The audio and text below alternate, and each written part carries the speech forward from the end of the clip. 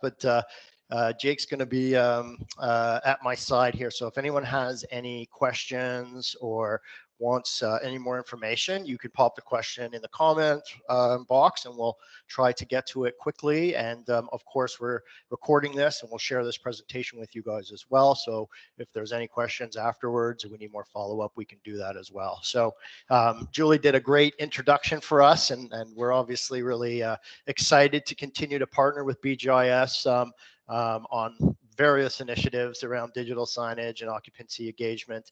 And what do we do, Big Digital? Well, we're really all about maximizing the impact and engagement of messaging to audiences.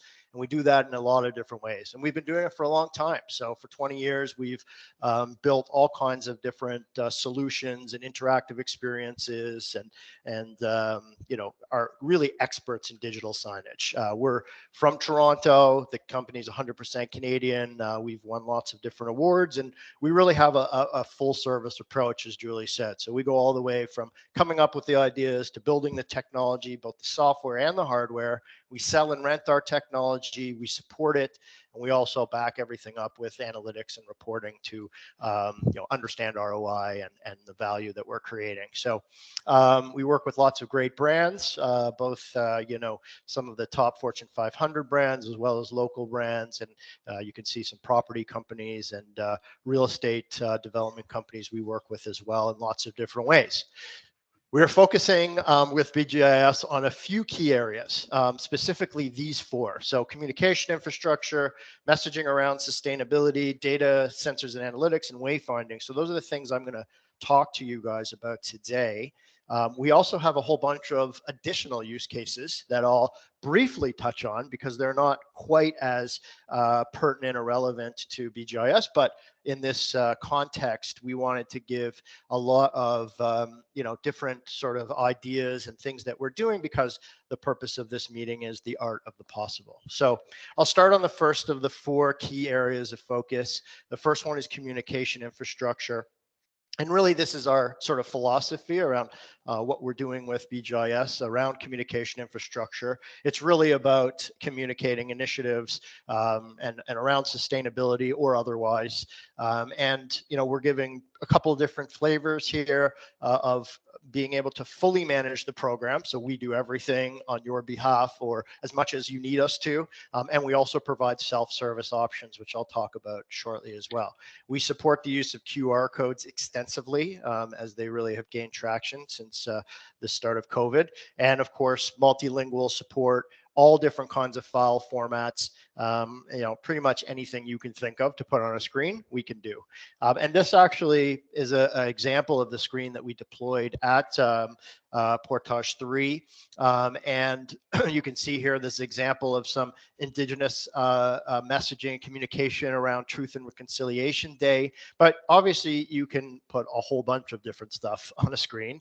Here's just a few examples of some of the things that, you know, we've been asked and have put on screens. Obviously, safety and healthcare messaging has been really important in the past couple of years. But, you know, we've done everything from big events to big data integrations and of course emergency messaging as well. And here's just a couple of examples of some of the templates that we've built. So, you know, we've got a great creative team here. We build all kinds of different looks and feels for different companies. This is LCBO's template library of different designs that they've used and that we've helped them build and deploy in the past. They have an internal network for their employees, and this is something that runs within their infrastructure for employees to look at in the back of LCBO, you know, the offices and in the internal areas of LCBO.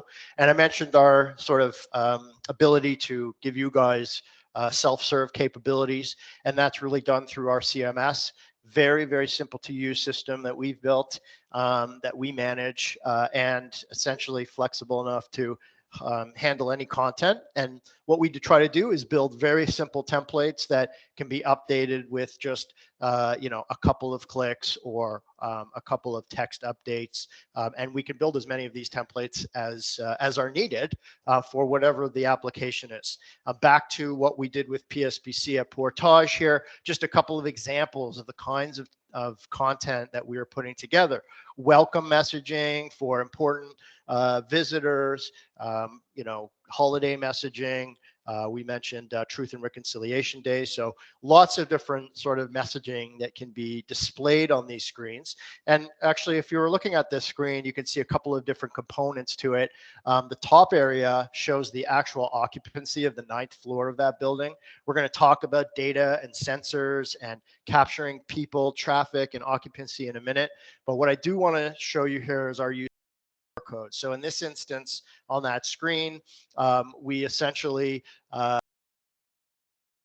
people to websites to do whatever that might be. So in this case, it was to ask staff to make donations, but it certainly could be to point people to more information about what you're doing on a sustainability front, or send somebody to a meeting booking site.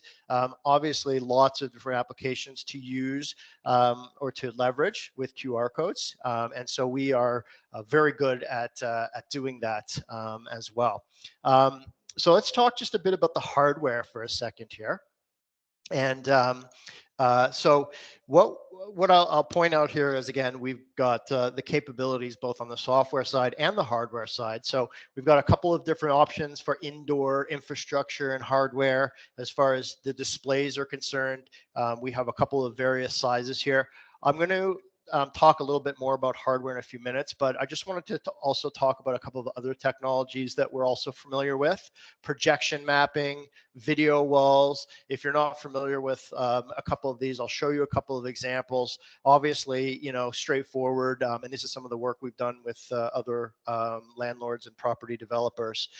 For Rise, we essentially, built some interfaces so that people could come in, use the touchscreen, download floor plans, those types of things. For Mattamy, we built some very cool video walls and some interactive displays for their sales gallery. And for Slate, we did some projection mapping. So projection mapping is really cool. You take projectors and you're able to essentially project images on different surfaces. We've done these even in really cool ways for let's say Casa Loma had a big Halloween, fright night, and so we lit up the whole castle.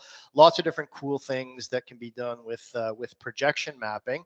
And We actually, if yeah, anyone's ever been through Pearson Airport and saw a big Genesis activation where it looks holographic, we built that projection mapping experience. There's actually a vehicle there that's mapped. Every square millimeter is mapped, and that installation won best digital signage installation globally in 2020 when we installed it. And that was a previous image there of that installation. I'm sure some of you have seen it in the as you walk to the terminal from the parking lot.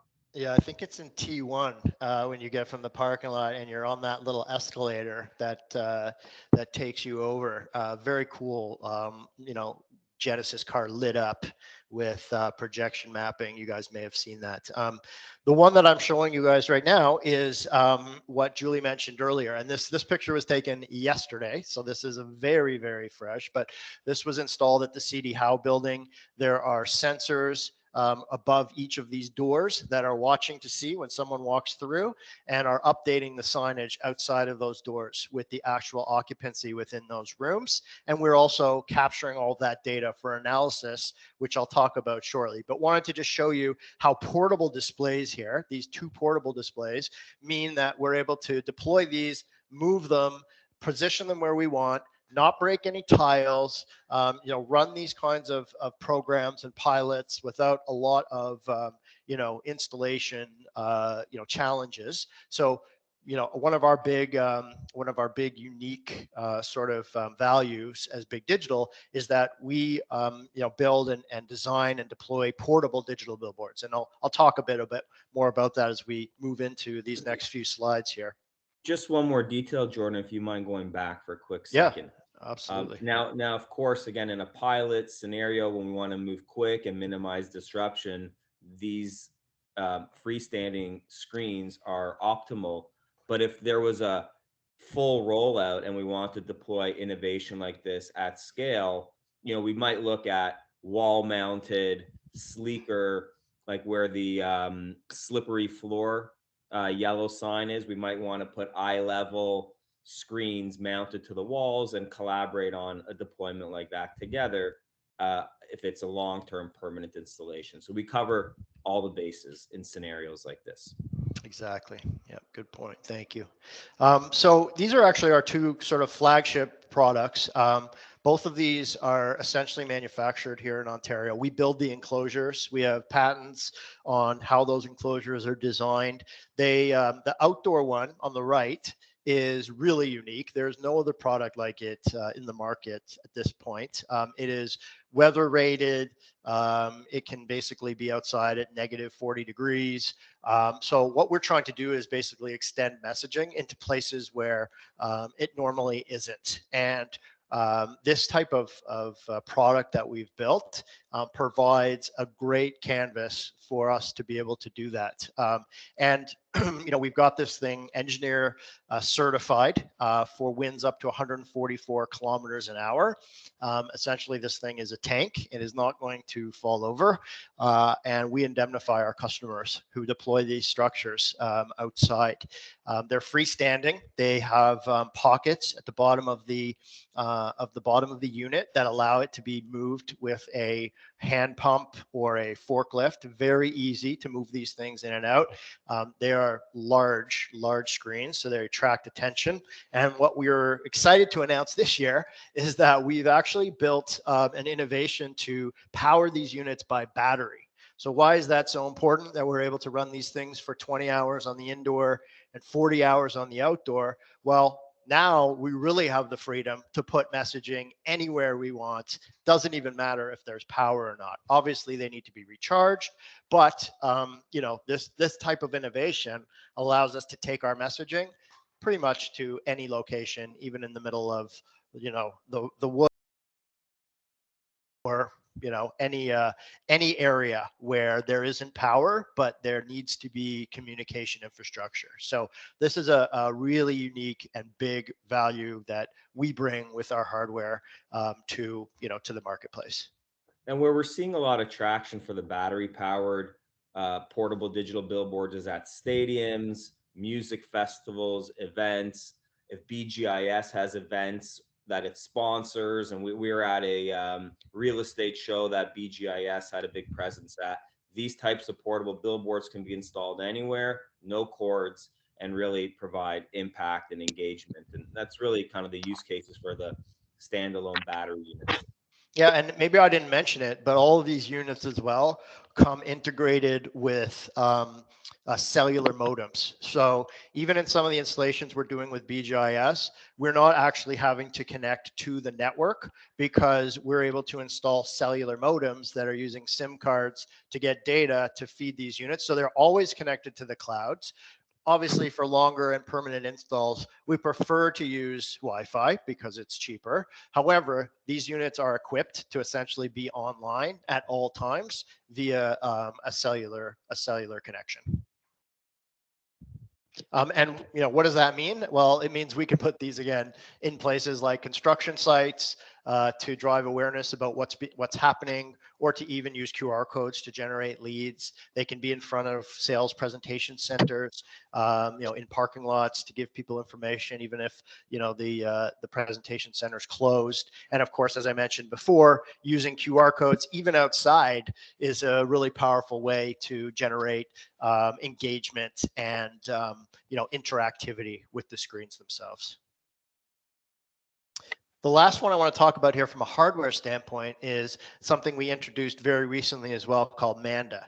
And this product is a freestanding transparent touch display. So if you haven't seen a transparent touch display, I think I will play this video and hopefully it will play for you guys. And you can see this holographic unit in place, which is really cool because, let's just see if can you guys see that okay? Yep. Perfect. So it's touchscreen, and inside of essentially like a cabinet is an actual physical product. And so overlaid on top of that physical product sitting there is this interface, which allows us to do some really cool stuff and have a touchscreen, which then reveals a product underneath. So this is one that we worked on for Coke, but very cool holographic sort of technology that is very innovative. And of course, there's only there's not a ton of use cases that are out in the market yet using this, but I think you'll start seeing this a lot more as companies continue to figure out innovative ways to showcase their products using digital displays. Okay, so this next section is about sustainability. And Julie talked a little bit about some of the work we're doing. We have a product called Green Feeds, which basically is a system that I'm going to talk about in a second. And Green Feeds and is what we're working with Julie on from a sustainability standpoint. We're basically, targeting the reduction of energy and waste through some of these mechanisms that I'm going to show you in just a minute.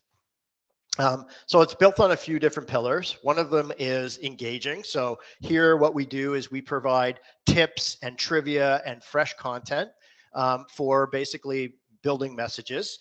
I'm going to show you a couple of examples of some of those messages, but these are really designed to educate the tenants and to encourage them to take part in energy saving exercises. It's also it also has the ability to promote what it is that you guys are doing on the sustainability front, educating them on the programs and what's happening there. And this is also a great use for that QR code to be able to scan that and send them to more information about what's happening within a building. We're actually currently getting that set up as well right now so that folks within the buildings we're working on can learn more about what the buildings themselves have done over time to increase their energy savings.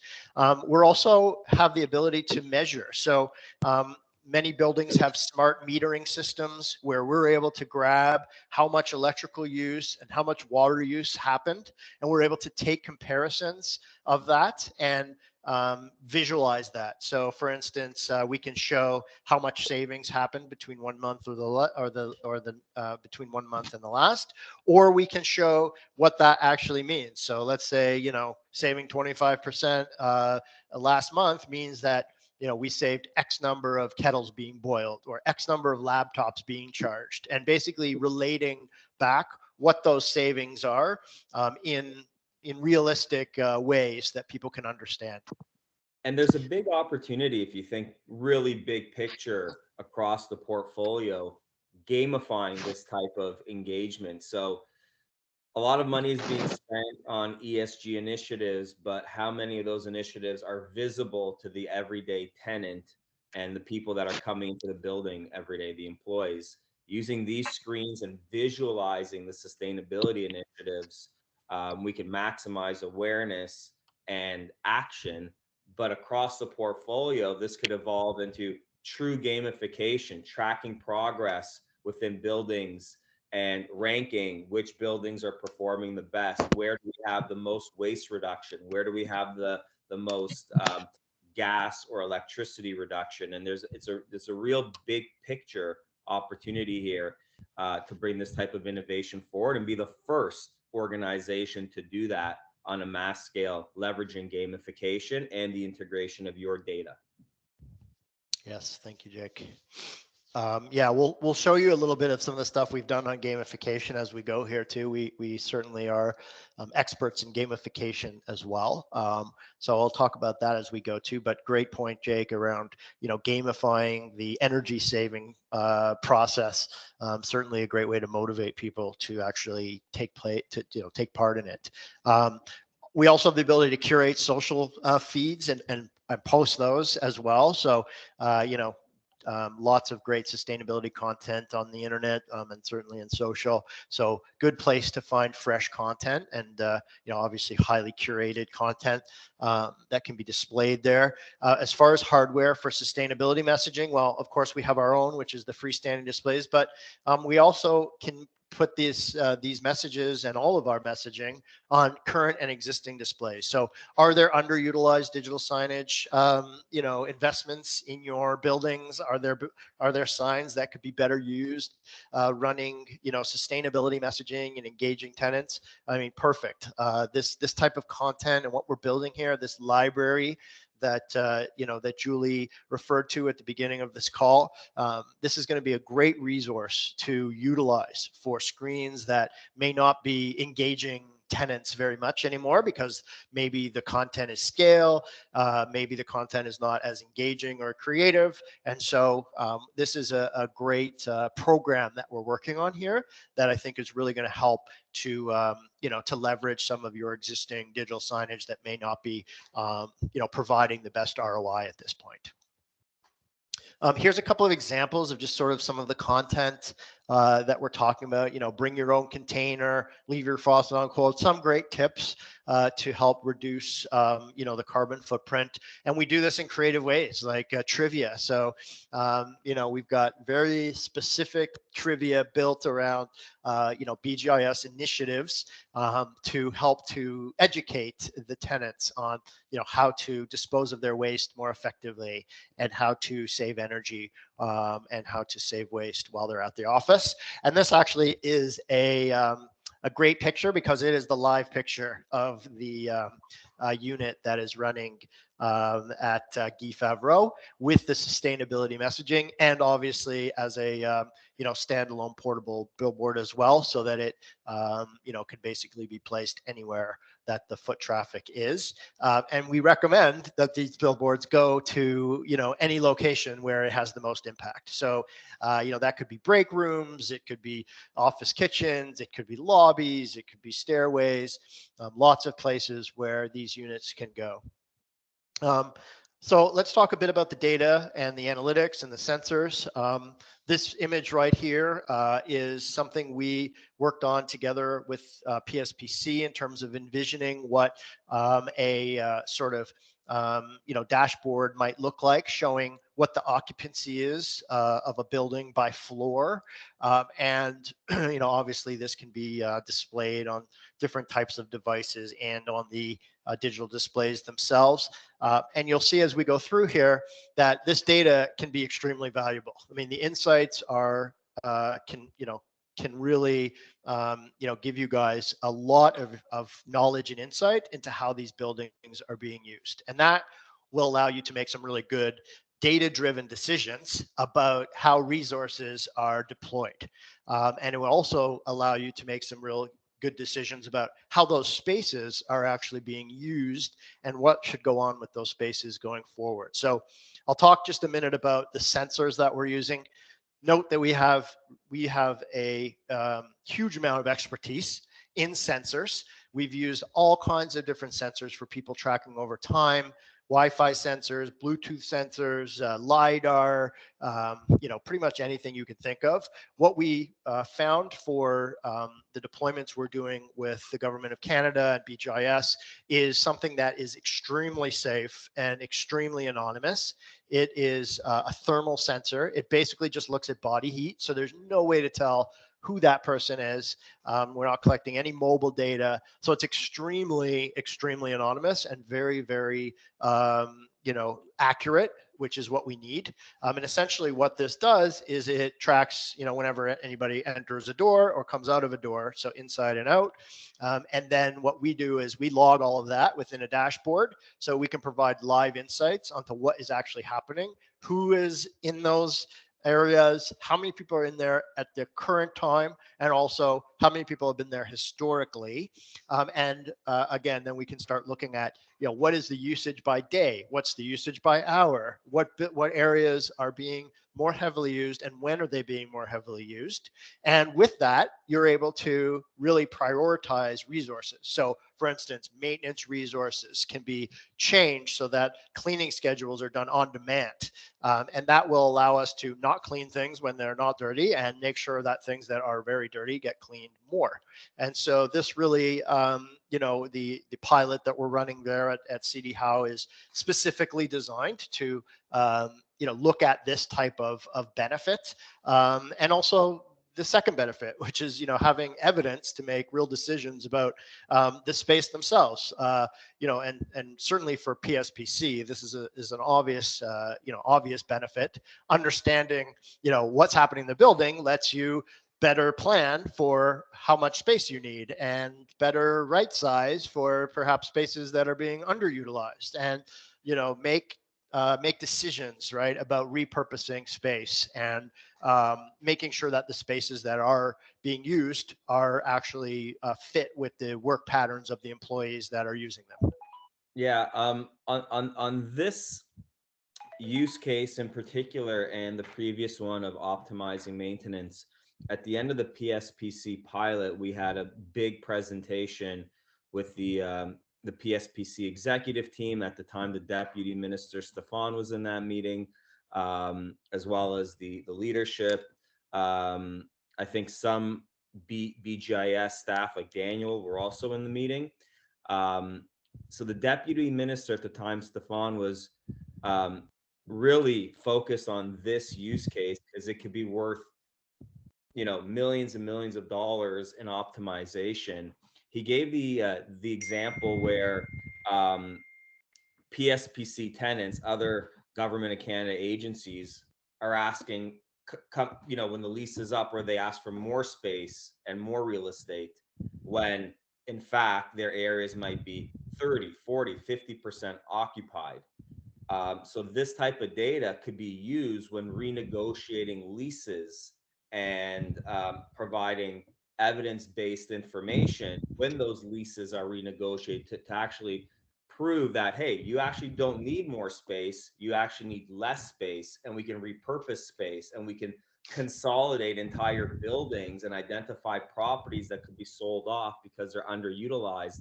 The data would provide the facts and information required to justify these types of negotiations and major um, uh, business negotiations. So this in particular, along with the previous slide about optimizing maintenance, are very important and worth a lot of value if executed properly. Yes, thank you, Jake. Absolutely. And in the case of PSPC, we were supporting the Return to Work initiative, providing that capacity data, trending data, and even looking at correlations to see, did COVID numbers, did that affect people coming back to work, and if so, what was that effect? And as I mentioned, obviously making people feel more comfortable by showing occupancy data so that they can see what actually is happening within the buildings and where they're actually going. So a lot of great insights from that data that can really be valuable and translate into these excellent use cases we just showed you there. So the last sort of category on the 4 that I talked about at the beginning was wayfinding. And so this is pretty straightforward. I mean, wayfinding obviously, is important for people to find out where they're going.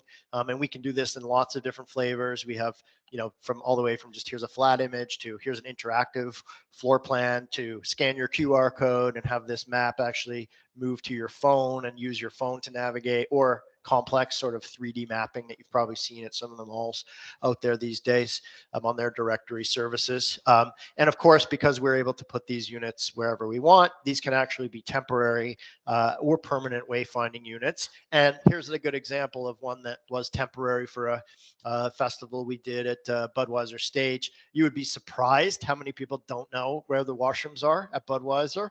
And so this was a great help for them in sort of directing traffic. This is perfect for construction that you might be doing or detours that you might want to identify even temporarily for folks. So wayfinding is a great use case that makes a lot of sense.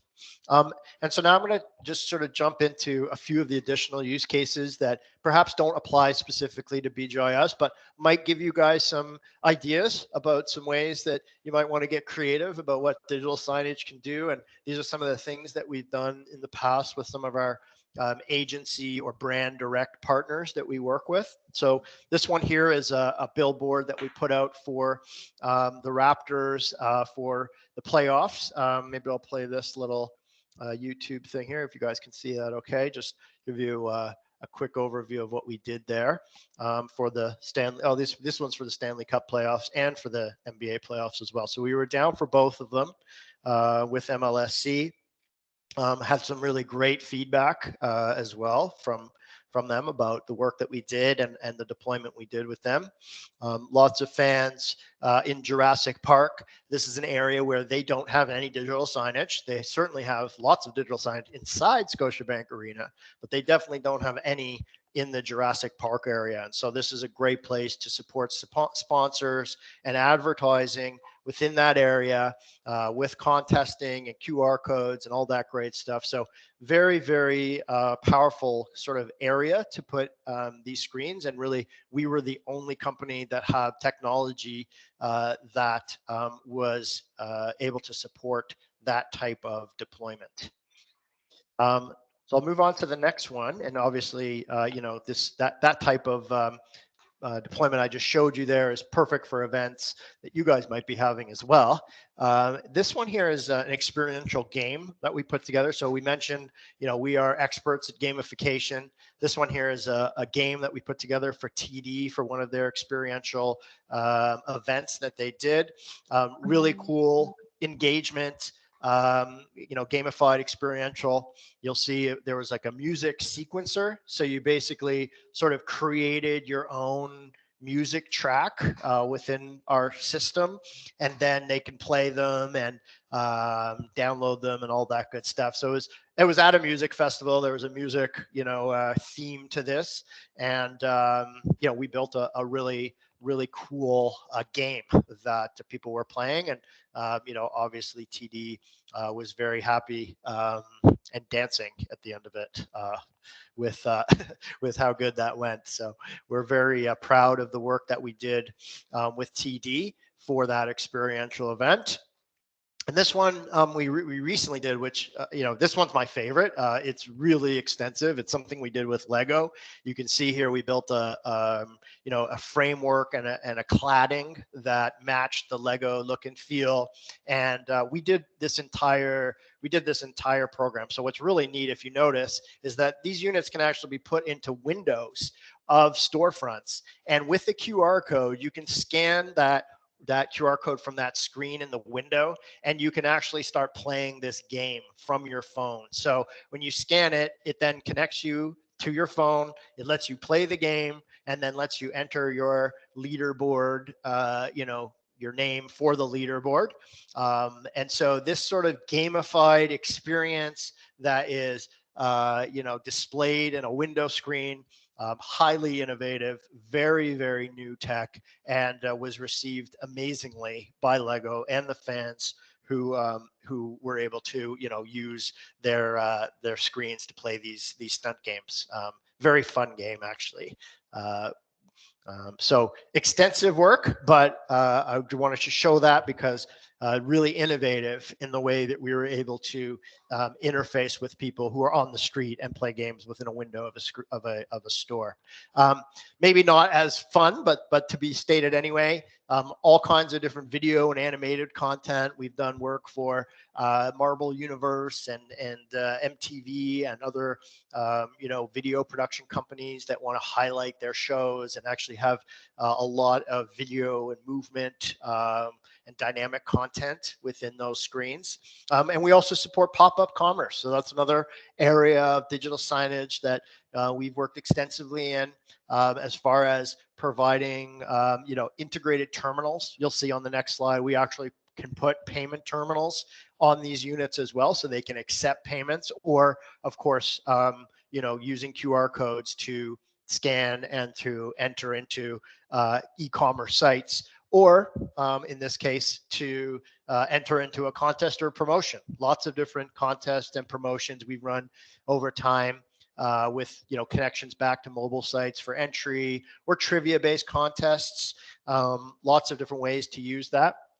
And then this is a great example of something we've done recently too, which is a pop-up event network. So when we mean pop-up event network, what we mean is, you know, taking multiple screens. Let's say we have 5 outdoor freestanding digital billboards. We position those throughout a area. Let's say it's a concert or festival.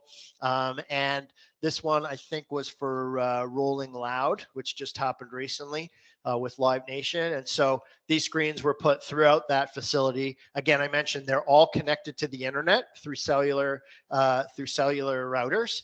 And so they were all able to be updated in real time. If an event changed, they could be updated as well. What I think is also really important, certainly for people who are throwing these large events right now, is safety. So all of these screens, because they're networked together, they can be overwritten very quickly with emergency messaging. So just imagine, the unfortunate events at some of the concerts last summer and the year before. If there was potentially better messaging that could have gone out, it would have helped to move crowds into different directions and perhaps prevented some of the tragedies. So a lot of concert promoters and festival promoters are looking at this as a way to offset some of their liability, and also to be able to actually help from a safety standpoint when it comes to crowd control during these types of events. So great to be able to have event schedules and all the other bells and whistles for an event, but also really helpful to have the ability to override all of this with an emergency message. Maybe there's bad weather, maybe there's some sort of incident. And so letting everybody know through digital signage is an excellent, excellent use case. And finally, this last one is for donations. So what you're going to see here is actually, well, we've built actually many different versions of a donation kiosk. And this donation kiosk is actually tied directly to offsetting carbon. So this is an activation we did with MasterCard, and essentially what this unit does, and I'll just back this up a minute, is it calculates your carbon footprint for the conference you're attending. So you enter a few different facts about where you came from, how far you flew, how you got there, and then it calculates what your actual carbon footprint is for being at that event, and allows you to make a donation to offset that carbon footprint right there at the terminal with a payment terminal integrated. So I'll just show you this video right here. You can watch this person run through this. So how'd you get to the event? Where'd you fly in from? Great. It's showing here. Did you take a car, taxi? Okay, here's your carbon footprint. Great. I'd like to plant X number of trees to offset that carbon footprint. It asks you to then tap to pay for that donation to have those trees planted on their behalf. And now, you've made your donation. You've associated that goodwill with MasterCard, who is helping to make sure that their carbon footprint is offset for the events that they're throwing. Lots of great opportunities to use these screens to capture donations or to do creative things like I just showed you around offsetting carbon footprint via digital displays. So I think that's it, actually. Jake, I don't know if you want to just wrap up here, at least give us an outro. Give you a chance to catch your breath, Jordan. Thank you. Great work running through so many slides so efficiently, and I hope that was informative. And Julie, we hit the mark on the art of the possible for you and your team.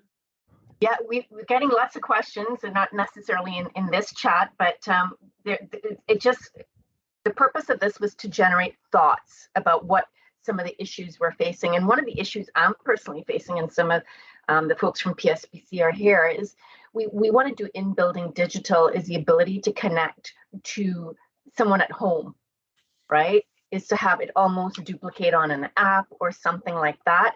And Jessica, you can pipe in here because we've discussed this, is the ability to match that up. Absolutely. I think if we have time, I have a few questions, because I think, the art of what is possible is amazing. And thank you so much for presenting what you did today. And I've seen a lot of this in, applications in life and other buildings, and it's exciting. But nail on the head there, Julie. How do we encourage, extend this experience to, the majority of our folks who are still going to be working at home on certain days? It really is a hybrid kind of model that we're entering now. And we want to make sure that we can continue to engage with our employees and quote unquote tenants, right? Even though they may not be on site. So do these applications work? I know, your cell phone, or is there a desktop, or is there, and has this been applied yet? I'd be interested in knowing.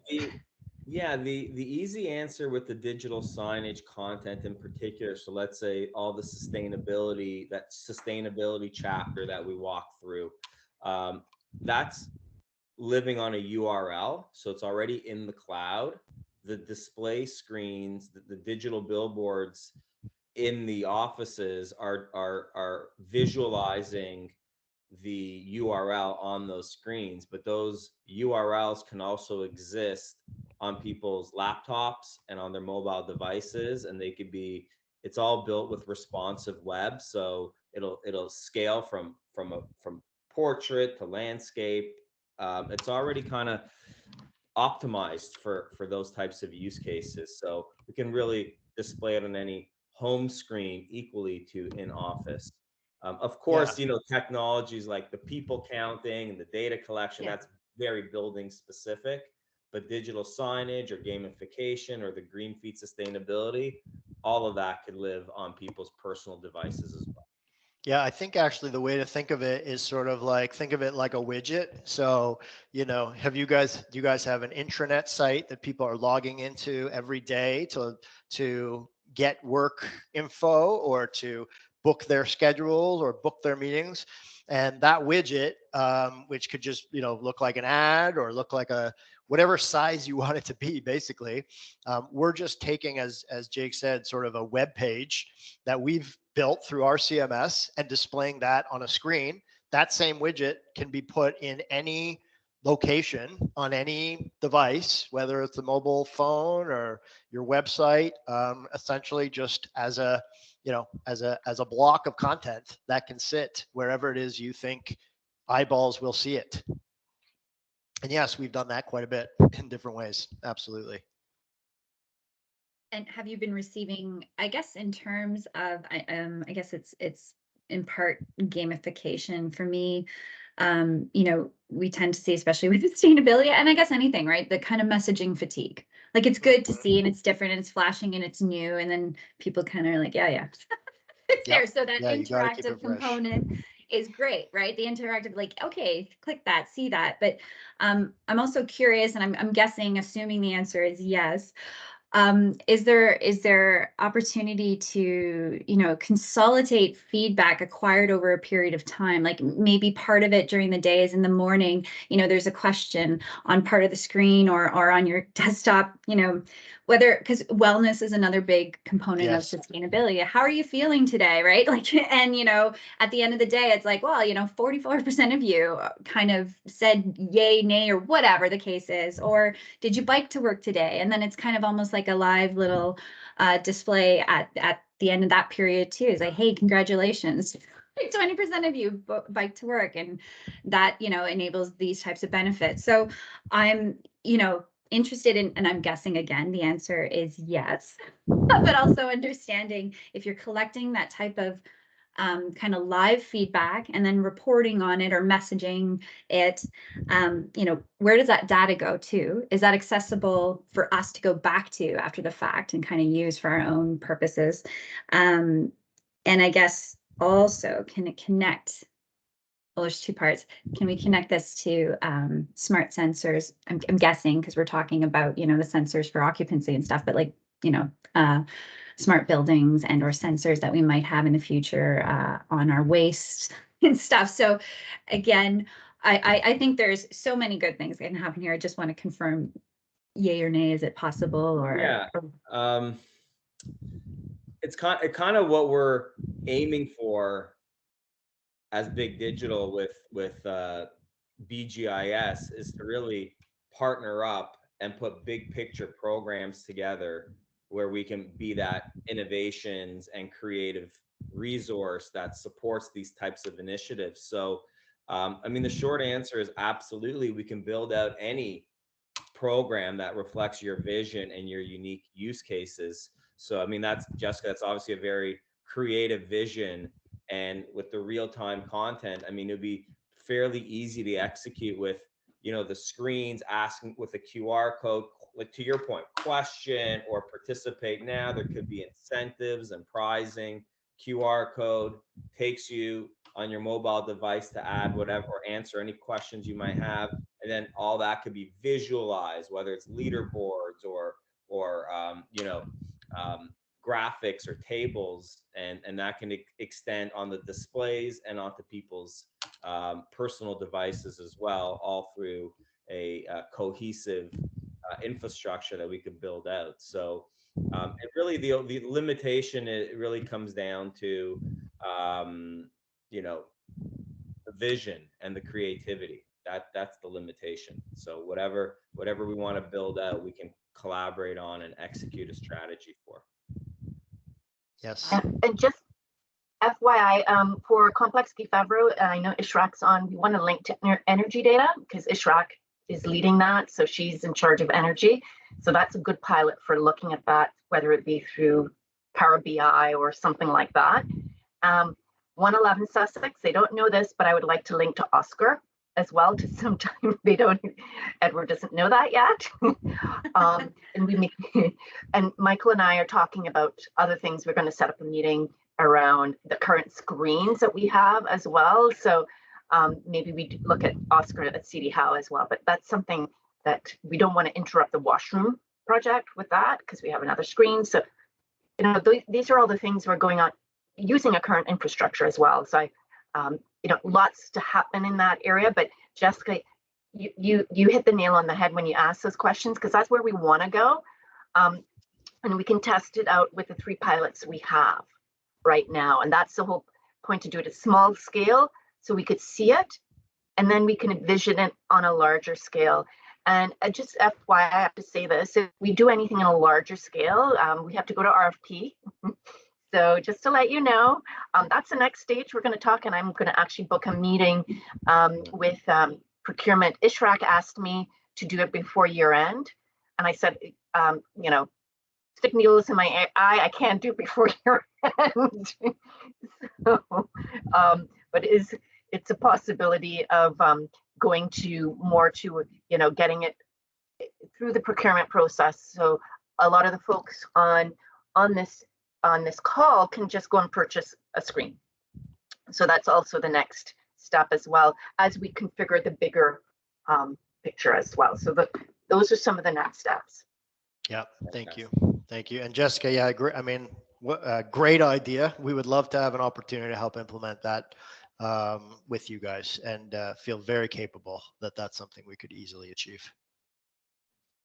I mean, it's exciting. And this is stuff that personally, I've always been really interested in this field. It's always a challenge, right? How do we continue to not one-way communication back and forth, do this is what you should do, here's an awareness, but really engage. And what we continue to hear is, we have to be more smart, fun, interactive, and it really isn't always about the incentives, prize or not, but just, I think, ensuring that we can show, and because we do, the feedback matters, and what are we doing with that feedback, and then being able to show in real time, this is what's happening in your space and your buildings. Connecting with people goes a long way for supporting the success of our sustainability program. So it's exciting to see the advancements and to hear that, vision, and Progress. If you have it, then it's working towards it. So thank you. Yeah, awesome. Thank you for that. Any other questions? I know we just have a couple more minutes here. Oh, and Jordan, just FYI, remember we talked about Billy. Well, Billy is no longer. So no, we are looking for the gamification. So we'll be in touch with that as well. And the ability. So this is for you, Jordan and Jake, is for you to look at how we could bring gamification on specifically waste for now. Yeah, we would love to do that. We've got some really good ideas around that. And obviously, as you saw, we've done some really creative stuff around gamification. So yeah, would love to have a chance to, work with you on that. And Jessica has set aside the budget for this. So we do have a budget. We will be working with a third-party consultant. That decision is in the process of being made. Some of the folks on the line are here. So that's probably going to be near future. Awesome. Yep. soon as possible. Great. Well, we're ready when you are. So perfect. All right. Questions? I know Katie, that was a question Katie had, is who needs Billy? Because Billy went out of business this month. Yeah, no questions on my end. This all sounds really fantastic, and I'm really excited to learn more about what we're actually going to do with you guys. So yeah, it's great. And Well, listen. And Ishrak and I have just launched the QR code for the CD, Complex Guy Favreau, where we link to our own BGIS website to get more information all around the sustainability initiatives at Complex Guy Favreau. So now we have a good template at a building level, Jessica, so we can direct people to more information. So that was launched or being launched this week. Yeah. So okay. I mean, our final message here, and I don't know internally what the procedures are, but we're available anytime. If you have ideas, if you have crazy thoughts, we can ideate with you. We can kind of put things together in practical plans and strategies that can execute, whether it's a pilot, whether it's a big picture program, whether it's gamification or anything data driven. We're here to support and ideate, so just don't be shy. And again, Julie, I'm not sure if all that goes through you. We can provide our contact info. Let us know what the easiest way to do it is.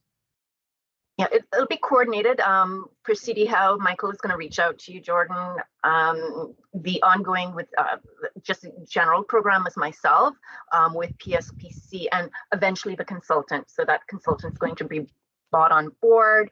And then we'll discuss that as well. So more to come. This was just to kind of give a lot of the folks ideas, as well as people who make decisions on procurement of. So a lot of the portfolio managers are on board. We have Lisa, Laura Lee, we have Mahmoud, who is driving the Quebec, and seeing who else is here. So there's quite a few folks here that can make those decisions, but we do need to address the procurement for people to purchase. So again, Ishrak said, let's get that done for Quebec. So if a property manager has 10,000, so everyone, just kind of give you an idea, 111, Complex Guy Favreau was just over 10,000 for the unit, including the fees for a year, as well as the Wi-Fi access or the cellular access. So that's about the same as any digital TV. So it's right in comparison. We have compared that. So that's really around that $10,000 example. But we do need to go to procurement to make sure that you can just contact Big Digital yourself. Yes, thank you. Yeah, that's something I'm going to meet with procurement on, and it's separate from just the overall program, because what we'll find is that there might be opportunities for some spend, how could I say, TV by TV or digital by digital, depending on the opportunities, and they may pop up, and then we'll work on the overall program as well. Good. Well, listen, we're here for the long haul. We want to prove ourselves to you as we have, and we'll continue to do. And so, thank you guys